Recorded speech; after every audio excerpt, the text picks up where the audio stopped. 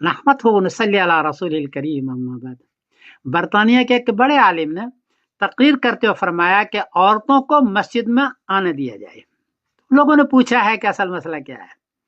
जवाब अर्ज है कि औरतों का कमरा अलग है, आने जाने का रास्ता अलग है, तब तो थोड़ी सी गुंजाइश ज्यादा है। लेकिन अगर एक ही मस्जिद है और उसी में अगले सफ में मर्द है, पिछले सफ में औरत है, तो हमारे उलमा सख्ती से इसको मना करते हैं। दलील क्या है? दलील यह खुद ये हदीस है, क़ाला रसूलुल्लाह सल्लल्लाहु अलैहि वसल्लम ला तमनऊ निसाअकुमुल मसाजिद व बुयूतुहुन्ना खैरुल लहुन्ना।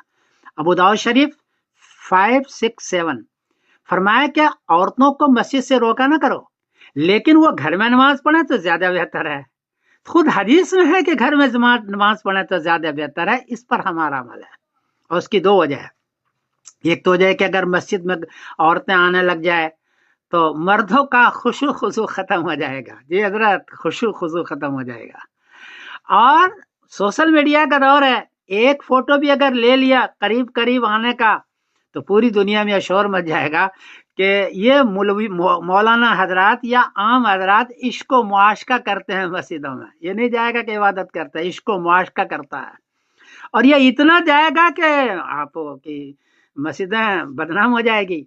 इसलिए हमारे उलमा इस पर अमल करते हैं कि एक मस्जिद के अंदर दोनों मर्द औरतों दोनों ने, और इस हदीस पर अमल करते हैं बुयूतुहुन्ना खैरुन लहुन्ना। हिंदुस्तान में एक है आसाराम, बेचारा इसी चक्कर में मर्द औरतों का उनका फोटो ले लिया गया, आज भी वो जेल में है। तो क्या चाहते हैं कि आप भी जेल में जाएं, आपके उलमा जेल में जाएं, आपके आवाम जेल में जाएं? ये चाहते हैं आप? सोशल मीडिया का दौर है ना, सोचो भी तो सही। गुंजाइश और है, एहतियात और है। हमारे उलमा एहतियात पर अमल करते हैं।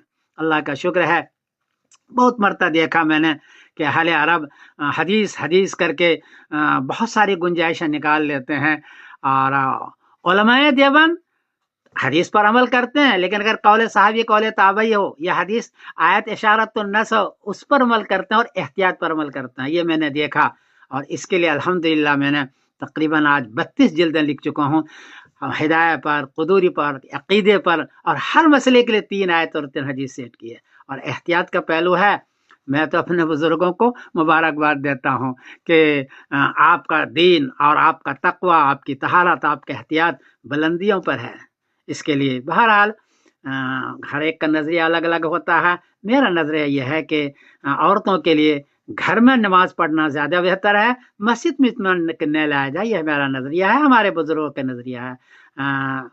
वो गलती हुई तो माफ करना। मैं समीरुद्दीन कासिम बोल रहा हूँ, मैनचेस्टर इंग्लैंड से। अस्सलाम वालेकुम वरहमतुल्लाहि वबरकातुहू।